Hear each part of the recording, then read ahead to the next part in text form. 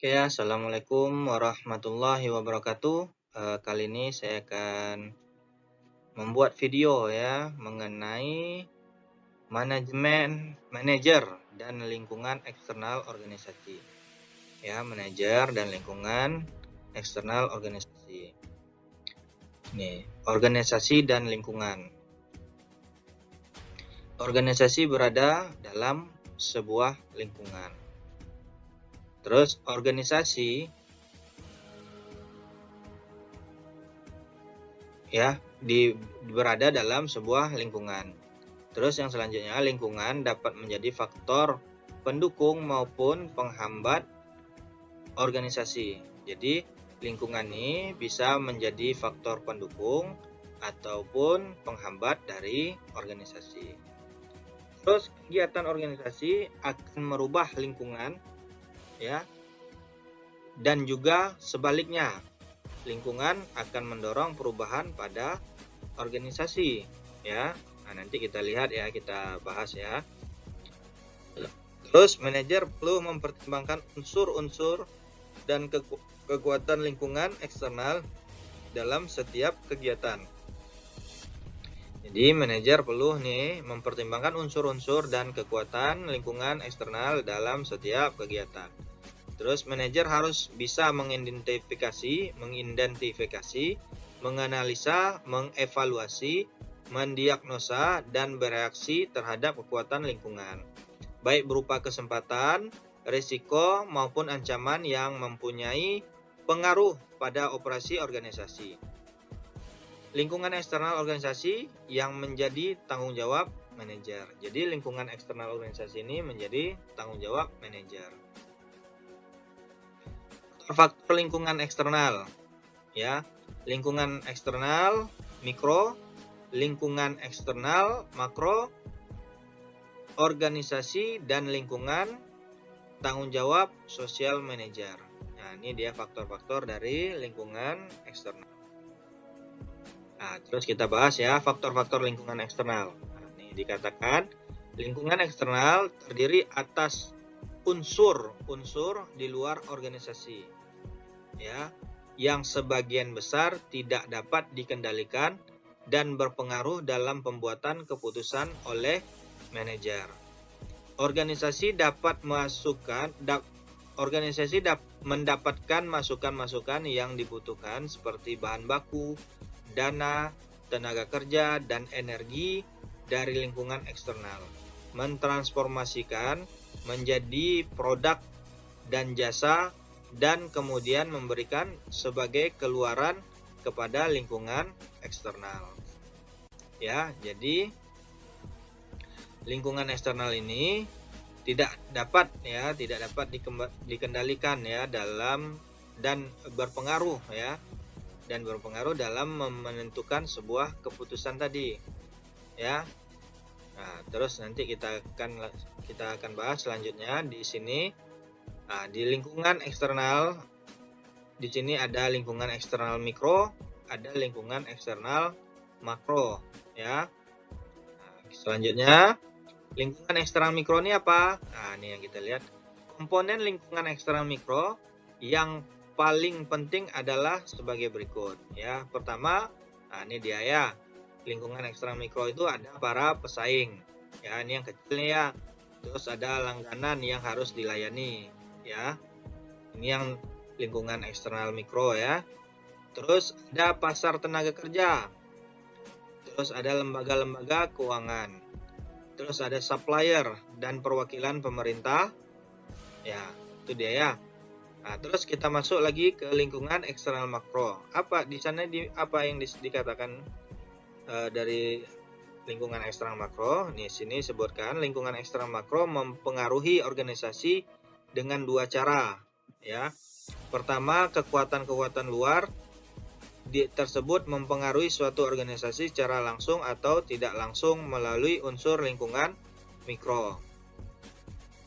Faktor-faktor lingkungan eksternal makro, ya ini dia ya, teknologi, ekonomi, politik, sosial, dan dimensi internasional. Jadi lingkungan eksternal makro ini sangat berpengaruh ya, macam sekarang ini ya. dari adanya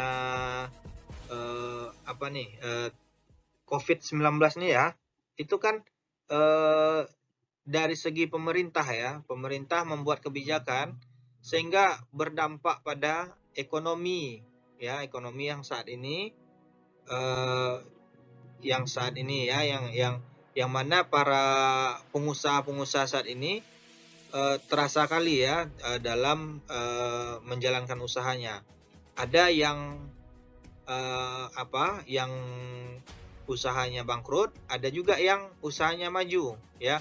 Kemungkinan di sini yang dapat kita lihat ya, orang yang dapat menguasai teknologi dia dapat meningkatkan usahanya tadi, tapi orang yang tidak bisa menguasai teknologi dia tidak akan bisa meningkatkan usahanya ya. Macam sekarang ya, perlu adanya sosial media yang bisa membantu dalam memasarkan produknya. Jadi para pengusaha yang tidak bisa menguasai teknologi dia akan ketinggalan ya, dia bisa dia akan mengalami kerugian ya. Jadi sangat besar pengaruh eksternal makro nih ya, apalagi dari pemerintah, dari ekonomi, dari sosial ya. Nah, itu sangat berpengaruh besar ya. Oke ya, organisasi dan lingkungan ya. Lingkungan eksternal, ekstern, mempengaruhi manajer-manajer, bervariasi menurut tipe dan tujuan organisasi. Jadi hal ini berbeda di antara posisi-posisi dan fungsi-fungsi dalam suatu organisasi, dan bahkan antara tingkatan-tingkatan hierarki di dalam organisasi.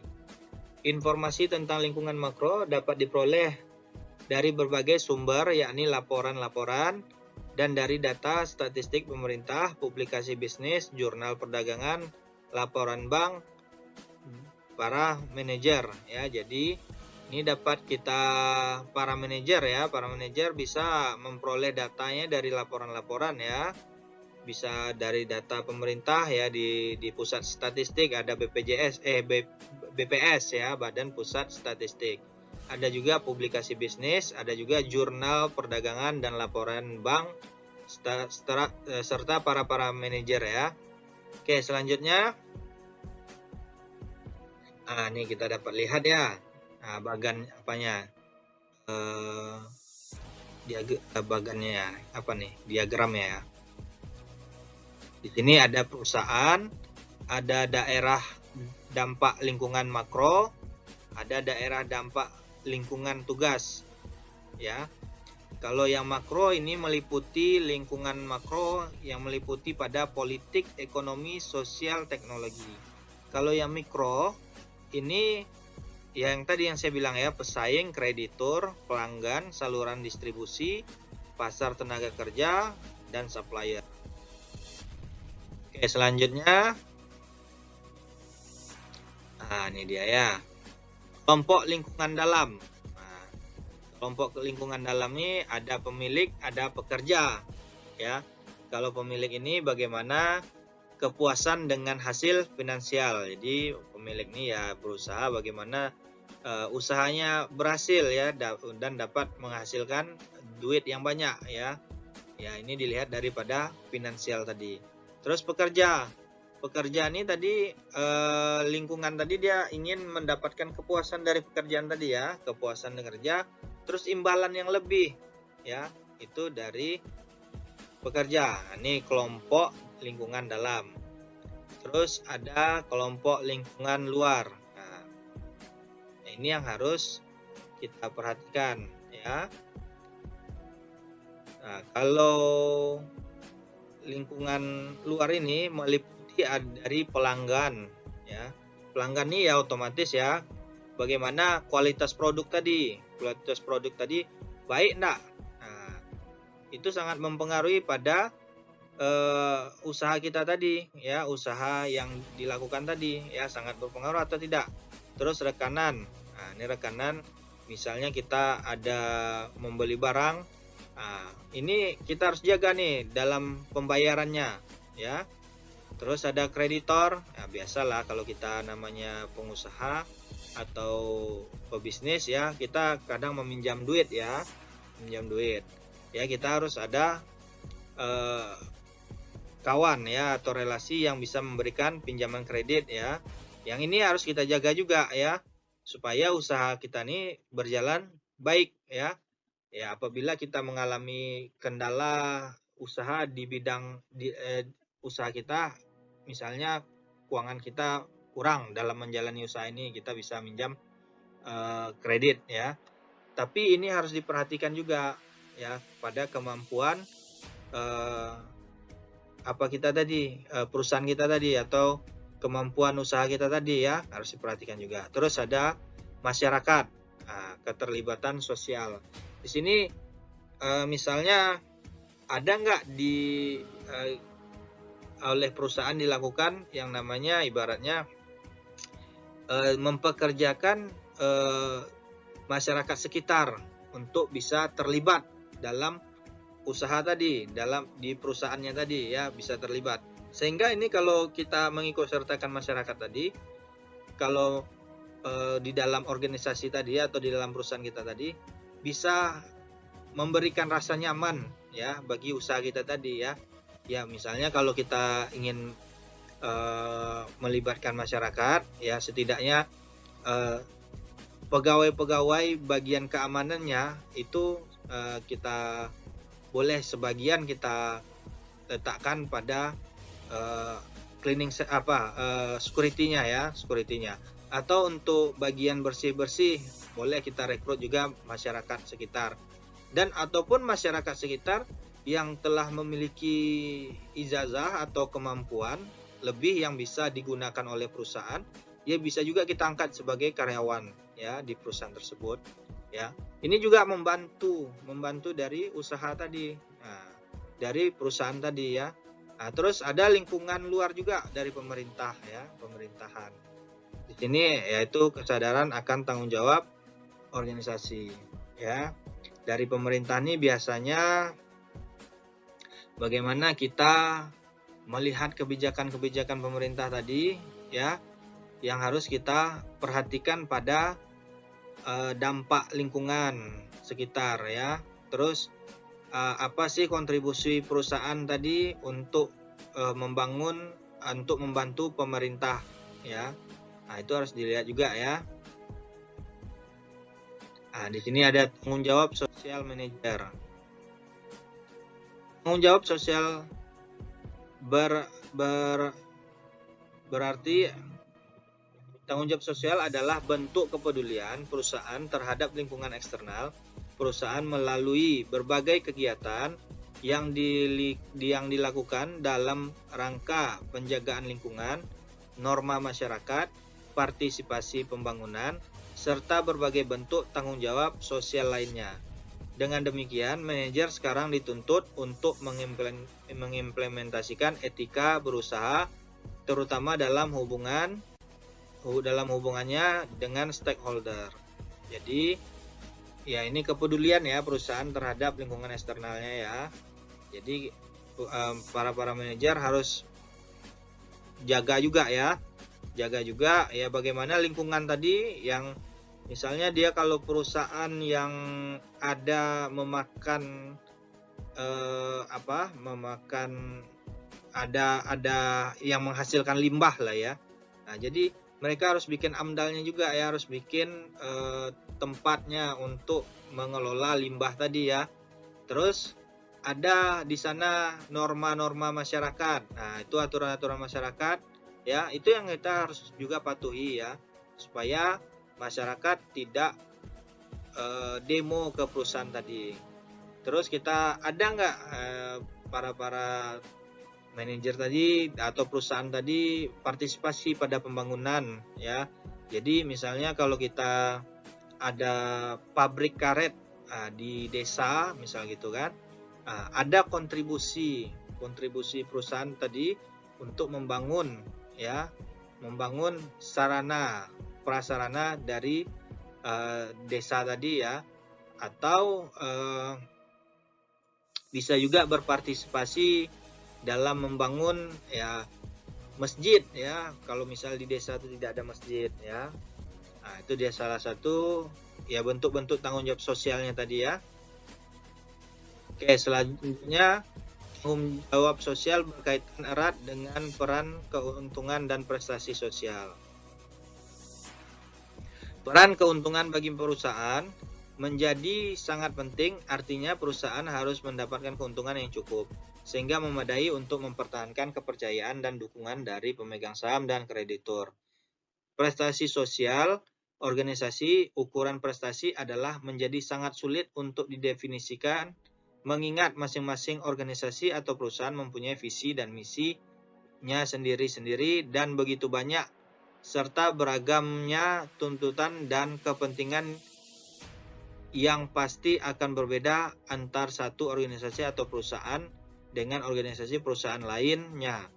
Ya, namun ada pihak lainnya yang memiliki kepentingan untuk menilai prestasi sosial. Ya, ini tanggung jawab sosial yang berkaitan erat dengan peran, keuntungan, dan prestasi sosial. Oke, selanjutnya pengelolaan strategi. Ya, strategi pengelolaan tanggung jawab sosial perusahaan. Di sini ada strategi reaktif. Kegiatan bisnis yang dilakukan strategi reaktif dalam tanggung jawab sosial cenderung menolak atau menghindari diri dari tanggung jawab sosial. Ya, di sini ada juga ya, dia menolak ya dari tanggung jawab sosialnya itu ya. Terus ada strategi defensif ya. Di sini ada strategi defensif ya dalam tanggung jawab sosial yang dilakukan oleh perusahaan terkait dengan penggunaan pendekatan legal atau jalur hukum untuk menghindarkan diri atau menolak dari tanggung jawab sosial ya. Terus ada strategi akomodatif. Ini strategi akomodatif merupakan tanggung jawab sosial yang dijalankan perusahaan dikarenakan adanya tuntutan dari masyarakat dan lingkungan sekitar akan hal tersebut. Ya. Terus ada namanya strategi proaktif. Ya. Perusahaan memandang bahwa tanggung jawab sosial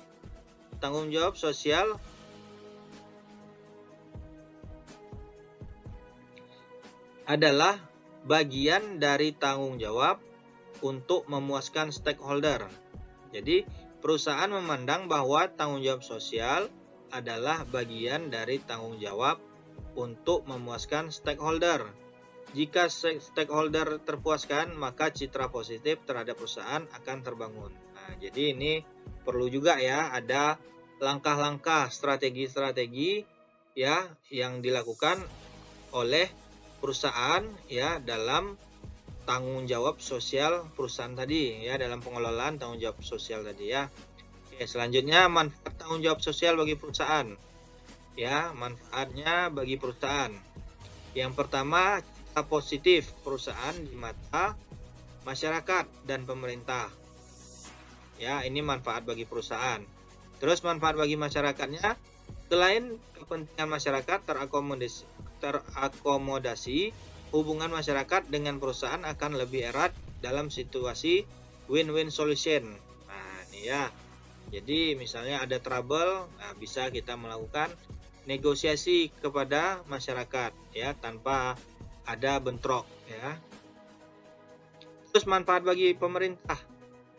Nah, di sini dikatakan memiliki partner dalam menjalankan misi sosial dari pemerintah dalam hal tanggung jawab sosial. Oke ya, sebagai partner ya dari segi manfaat bagi pemerintah. Nah, terus selanjutnya nilai dan etika manajemen.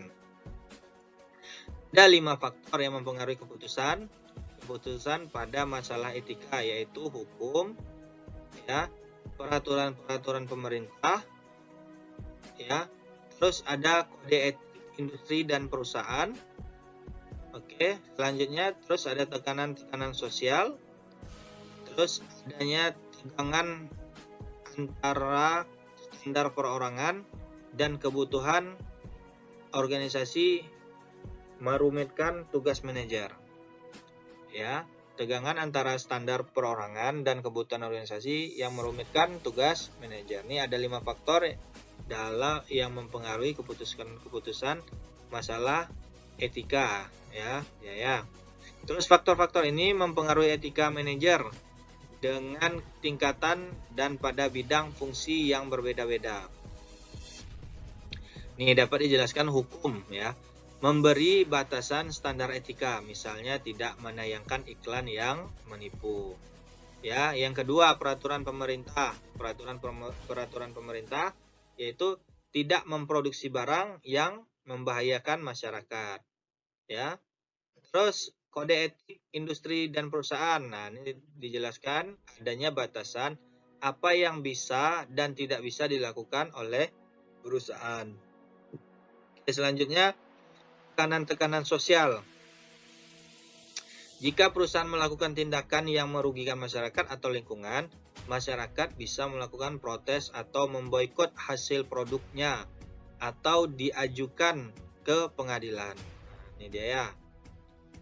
Terus ada hubungan antara standar perorangan dan kebutuhan organisasi menjadi kompleks atau rumit.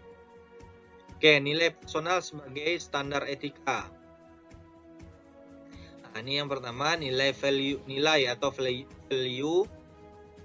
sendiri pada dasarnya merupakan pandangan ideal yang mempengaruhi cara pandang, cara berpikir dan berperilaku dari seseorang.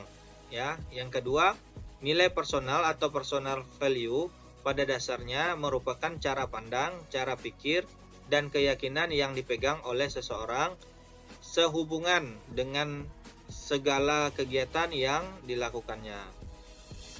Yang ketiga, nilai personal terdiri dari nilai terminal dan nilai instrumental. Nilai terminal pada dasarnya merupakan pandangan dan cara berpikir seseorang yang terwujud melalui perilakunya, yang didorong oleh motif dirinya dalam meraih sesuatu. Nilai instrumental adalah pandangan dan cara berpikir seseorang yang berlaku untuk segala keadaan dan diterima oleh semua pihak sebagai suatu yang memang harus diperhatikan dan dijalankan. Oke, selanjutnya konflik nilai. Di sini konflik nilai yang pertama konflik intrapersonal. Pada dasarnya terjadi umumnya di dalam individu dan antar individu. Jadi ini ya konflik intrapersonal. Jadi ada perselisihan antar individu ya. Nah, biasanya di sini ada kecemburuan biasanya ya. Terus konflik individu dengan organisasi pada dasarnya merupakan konflik yang terjadi pada saat nilai yang dianut oleh individu berbenturan dengan nilai yang harus ditanamkan oleh perusahaan. Ya, itu dia ya. Yang selanjutnya konflik antar budaya. Pada dasarnya merupakan konflik antar budaya individu maupun antar individu dengan organisasi yang disebabkan oleh adanya perbedaan budaya di antara individu yang bersangkutan atau juga organisasi yang bersangkutan. Oke, selanjutnya berbagai isu seputar etika manajemen.